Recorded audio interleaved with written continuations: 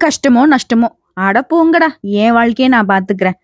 கடவுள்கிட்ட வேண்டுறேன். குடுத்தா பாக்குறேன். இல்லையா ஏதோ ஒண்ணு சமாளிப்போம். இப்படிப்பட்ட மனநிலையோடு வாழக்கூடிய கடகராசி அன்பு சொந்தங்களுக்கு வணக்கம். கடகனாக்க நம்ம கஷ்டம் வருதோ இல்லையோ, நம்ம கஷ்டப்படுத்துறதுக்கு மட்டும் பெரிய கூட்டமே காத்துக்கிட்டு இருக்கு. ஒரு துளியள கூட நம்மள புரிஞ்சுக்கிறதுக்கு ஆட்கள் கிடையாது. ஆனா, மத்தவங்களுடைய உணர்ச்சிய அவங்க தப்பே பண்ணியிருந்தாலும், அவங்க சைடு ஏன் அந்த மாரி இருக்கு, இந்த மாரி இருக்கு அப்படின்னு யோசிச்சு விட்டு குடுத்து கஷ்டப்படுறது நம்ம தான். சரி, நம்மளால அத வந்து மாத்திக்க முடியாது. நம்ம மனசாட்சி தான் நமக்கு பிளஸ்ஸும் கூட, நம்ம மனசாட்சி தான் நமக்கு மைனஸும் கூட. ஏன்னா, மத்தவங்க சுயநலமா இருக்காங்க. நம்மளால சுயநலமா இருக்க முடியல. சுயநலவாதிய நம்முடைய வாழ்க்கையும் சேர்த்து சுரண்டிர்றாங்க. நம்முடைய நல்லதையுமே சேர்த்து அவங்க எடுத்துக்கிறாங்க. நம்ம தியாகிகளா வாழ்றதா, இல்ல வந்து ஏன்னா தெரு தெருவா திரியிறதான்னு தெரியல. அந்த அளவுக்கு கஷ்டங்கள் வந்து நம்மளா வச்சுக்கிட்ட சூனியம் மாதிரி கூட இருக்கு. ஒரு சில நேரங்கள்ல நம்ம யோசிக்கிறது அதான். எல்லாம் நமக்கு தேவைதான். நம்மளா பண்ணிக்கிட்டு தான் அப்படின்னு கூட தோணும். இப்படிப்பட்ட கடகத்திற்கு இப்போ நேரங்காலம் சிறப்பா இருக்குன்னு நான் சொல்றேன். ஏன்னா, நவகிரகங்கள்லயே அதிக மதிப்பெண்களை கொண்ட ரொம்ப நல்லவன்னு சொல்லக்கூடிய அதாவது கடகராசி போல. ஓகேவா? அப்படிப்பட்ட குரு பகவானுடைய அதிசார பயிற்சி உங்களுடைய இடத்துக்கு வராரு. சிறப்பு இல்லையா? உங்களுக்கு அதிர்ஷ்ட காலம் ஸ்டார்ட் ஆகுதுன்னு நான் சொல்றேன். வாழ்க்கையில நடக்குதோ இல்லையோ, நீ கேட்கறது ஓரளவுக்கு தெம்பு கொடுக்கும். "சொல்லுமா" அப்படின்னு கேட்கிறவங்களுக்கு சொல்லிட்டா போச்சு. சிறப்பா இருப்போம். பொதுவாவே கடகராசிக்காரங்க நம்ம என்ன பண்றோம் அப்படின்னா, நம்மள வெறுக்கிறவங்க முன்னாடி தான் சிறப்பா வாழணும்னு நினைப்போம். அதுதான். இப்ப நீங்க அப்படிதான் வாழ போறீங்க. உங்கள வேணான்னு ஒதுக்குனவங்க, உங்கள சீப்பா எடை போட்டவங்க, நீங்கலாம் ஒரு ஆளா நெனச்சவங்க, அசிங்கப்படுத்துனவங்க, அவமானப்படுத்துனவங்க, எல்லாருக்கும் நீங்க போயிட்டு நான் இப்படின்னு எக்ஸ்ப்ளைன் பண்ண வேண்டிய அவசியமே இல்ல. உயர்வா வாழ போறீங்க. அத பார்த்தா அவங்க வயிறு எரிய போறாங்க. அந்த அளவுக்கு வாய்ப்புகள் உங்க வாசப்படியில நிக்க போகுது. அதிர்ஷ்டம் உங்கள தூக்கி தாலாட்ட போகுது. அது என்னன்னு பார்க்கலாமா? இப்போ கடக ராசிக்காரர்கள் வந்து பார்த்தீங்கன்னா, ரொம்ப உணர்ச்சி வசம் மிக்கவங்க. பாசத்துக்காக மட்டுமே வாழக்கூடியவங்க. ஆனா, இவங்கள யாருமே புரிஞ்சுக்க மாட்டாங்க. சொல்லப்போனா அந்த புரிஞ்சுக்காத துன்பம் வந்து பார்த்தீனாக்கா, எவ்வளவு ஆண்டுகளா இவங்க அனுபவிச்சுக்கிட்டு இருக்காங்க.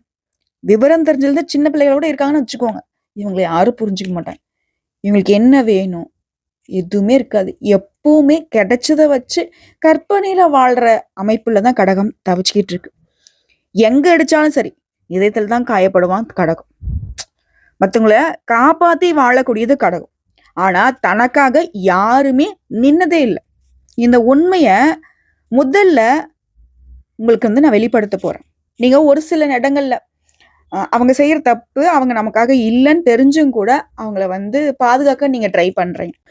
மத்தவன் தப்பு பண்ணிட்டான், மாட்டிக்கிட்டான். ஆனா, அந்த தப்ப தான் தலைமையில போட்டுக்கிட்டு, அவங்கள காப்பாத்தக்கூடிய ஆட்களாவும் நீங்க இருக்கீங்க. இப்படி எவ்வளவோ இடங்கள்ல உங்களுடைய உழைப்பு, உங்களுடைய உன்னதம் வெளியில தெரியாம போயிடுச்சு. மத்தவன் அழகா தூக்கிட்டு போறான். உன்னுடைய உழைப்புக்கான பலன. இல்லையா? இப்போ நான் சொல்ல வேண்டியது என்னன்னா, ஆழமான ஜோதிட பலன் சொல்றேன். சரிங்களா?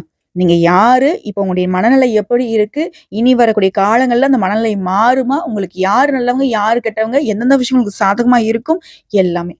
அதாவது குரு இப்ப எந்த வீட்ல இருக்காரு? எந்த பார்வையை கொடுக்கிறார்? எந்த தடைகளை அகற்ற போறார்? எந்த கதவு உங்களுக்கு தொறக்க போகுது? அதேபோல எந்த துறைகள்ல எந்த வகையான பலன் கிடைக்கும்? ஆண்களுக்கு எப்படி? பெண்களுக்கு எப்படி? மாணவர்களுக்கு எப்படி? வெளிநாட்டுல இருக்கிறவங்களுக்கு எப்படி? வெளிநாடு போகக்கூடிய வாய்ப்பு எப்படி இருக்கு? விவசாயிகளுக்கு எப்படி இருக்கும்? வியாபாரம் செய்றவங்களுக்கு எப்படி இருக்கும்? காதல் உறவுல இருக்கிறவங்களுக்கு எப்படி இருக்கும்? குடும்பம் எப்படி இருக்கும்? எல்லாத்தையுமே பிரிச்சு, பிரிச்சு பார்க்க போறோம். ஓகேவா? சொல்லப்போனா கடக ராசியினுடைய அழுகை முடிஞ்சுச்சு. இனி உன்ன அழ வைக்கிறதுக்குலாம் எவனாலயும் முடியாது. உங்க ராசி மீண்டும் பொறக்க போகுது. நீங்க காத்துட்டு இருந்த அதிர்ஷ்டம் இனி உங்க கதவ வந்து உடைச்சுக்கிட்டு வரப்போகுது. இந்த மாதிரி முழு விளக்கத்த இப்ப பார்க்க போறோம். இதோட வீட்ல நீங்க செய்ய வேண்டிய வழிபாடு என்ன? கோயிலுக்கு போய் செய்ய வேண்டிய வழிபாடு என்ன? குருவுடைய மந்திரம் என்ன? எல்லாத்தையும் தெளிவா பார்க்கலாம். இது வந்து ரொம்ப முக்கியமான பதிவுங்க கடகராசிக்காரங்களே. இப்போ கடகராசி அப்படின்னாவே, நீங்க கண்ணால கண்ட கஷ்டத்துக்கு அளவே இல்ல. பயங்கரமான கஷ்டம். உங்க மனசு என்ன உணர்ந்ததுன்னா, கூட இருந்தவங்களே உங்கள புரிஞ்சுக்கல.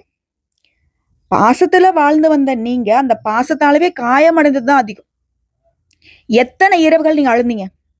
எத்தன வேலைகள்ல மனசு நொந்து போய், ஒடிஞ்சு போய், வெளியே பேச முடியாத அளவுக்கு கஷ்டங்களை உள்ளுக்குள்ள வச்சிட்டு இருந்தீங்க. மத்தவங்கள காப்பாத்தக்கூடிய ஆளா இருந்தீங்க. ஆனா உங்கள காப்பாத்த யாருமே வரல. இன்னொரு விஷயம் சொல்லட்டா? கடகராசிக்காரன அழுதான்.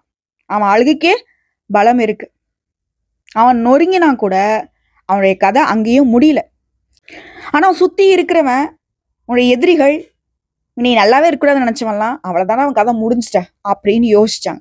ஆனா ஒரு விஷயம் சொல்றேன், கடகராசி எவ்வளவு கஷ்டப்பட்டாலும் கண்ணீர் வடித்தாலும் கடைசியில வெற்றி இவங்க பக்கம் தான். ஏன்னா கடவுள் இவங்க பக்கம். கடகராசின்னு சொல்றதை விட கடவுள் ராசின்னு சொல்லுவேன். ஏன்னா அந்த அளவுக்கு ஈயரும்பு கூட துரோகம் நினைக்காது. மனசாலையும் கனவுல கூட மத்தவங்களுக்கு நல்லது நினைக்கக்கூடியதுதான் கடகம். சோ இப்ப வரைக்கும் உங்களை கெட்ட காலம் பின்தொடர்ந்துகிட்டே இருந்துச்சு இல்லையா? ஆனா இனி இந்த அதிசார குரு உங்க ராசிக்கு வந்திருக்கக்கூடியது மாற்றம். விளையாட்டு மாதிரி இல்ல, வாழ்க்கையே திரும்ப போகக்கூடிய பெரிய ஆன்மீக மாற்றம். சோ கடகராசியுடைய வரலாற்று குணம் என்ன? மக்கள் ஏன் அவங்கள தவறா புரிஞ்சுக்கிறாங்க? அதிசார குரு வர்றதுக்கு முன்னாடி இந்த ராசி அனுபவிச்ச துன்பங்கள் என்ன? அதற்கான ஜோதிட காரணங்கள் என்ன? சொல்றேன் கேளுங்க. கடக ராசிகளுக்கு இதயம் இருக்குதான்னு தெரியுமா? அது சாதாரண இதயம் இல்ல. ஒருத்தன் கண்ணீரை துடைக்கணுன்ற அளவுக்கு மென்மையானது. ஒருத்தனை காப்பாத்தணும்னு நினைக்கக்கூடிய அளவுக்கு வலிமையானது. இந்த ராசிக்காரன் மனச பாதிக்கப்படுறக்கூடிய அளவு என்ன? ஒரு வார்த்தை போதும், இவனை நீங்க உடைச்சிடலாம்.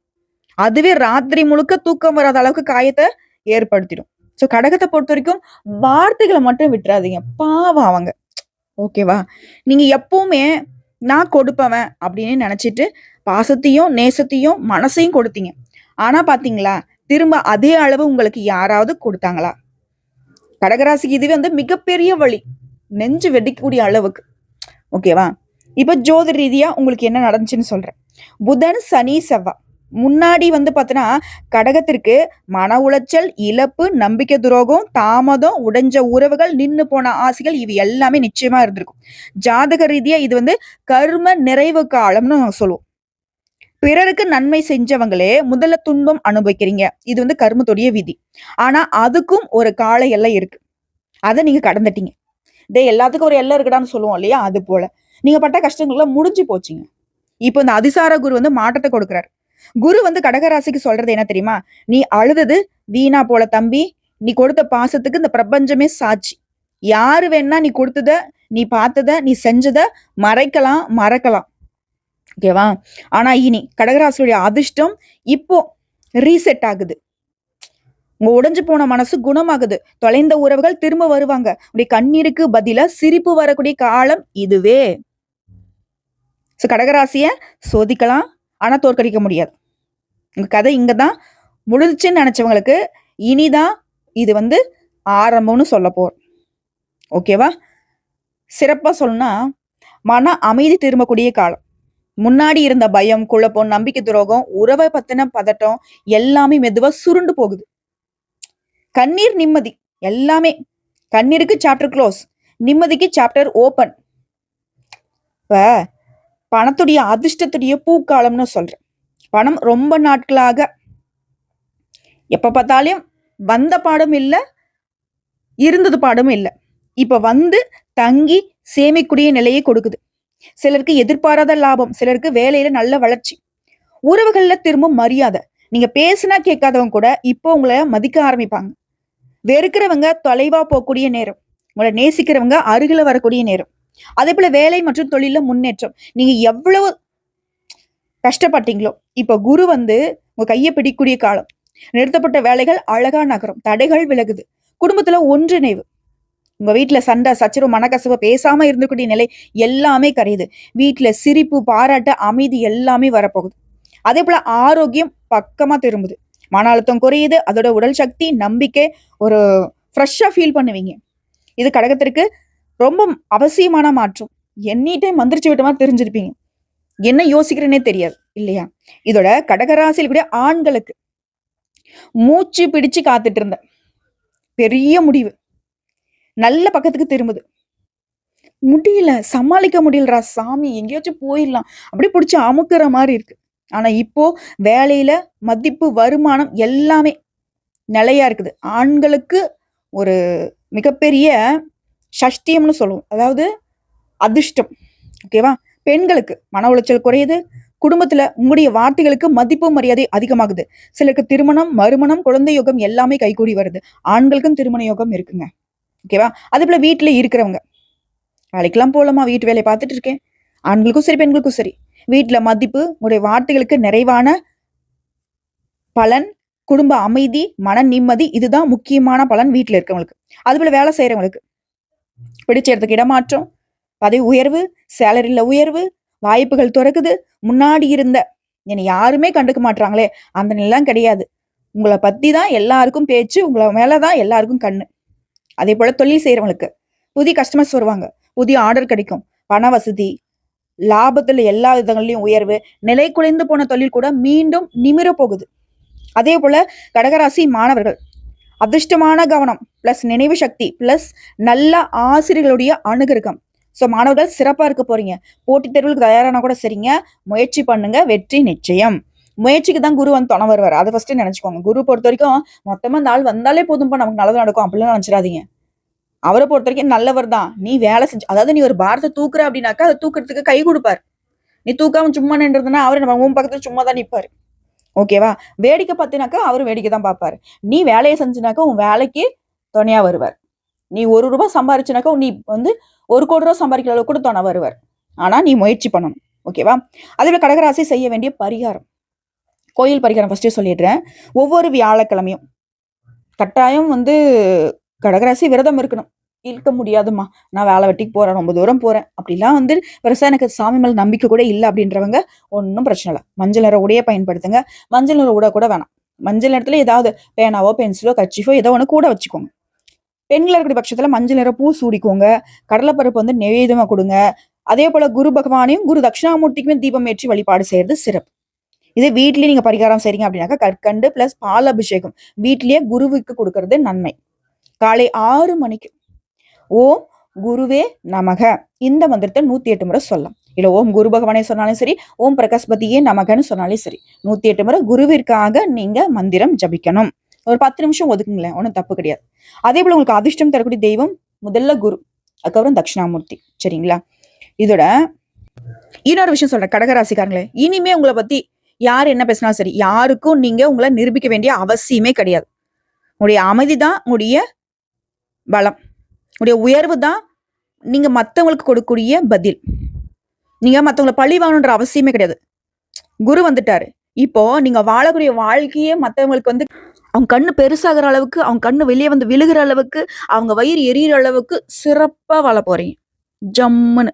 ஓகேவா? இனி நம்ம தான் அப்படிங்கிற மாதிரி. உங்க காட்டுல பணமழை, உங்க காட்டுல சந்தோஷமழை, என்ன வேணா சொல்லிக்கோங்க.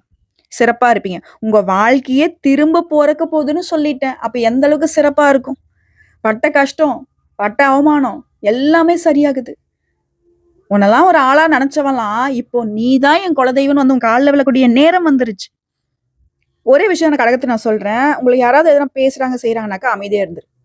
திரும்ப அவங்க உன்கிட்ட வருவாங்க.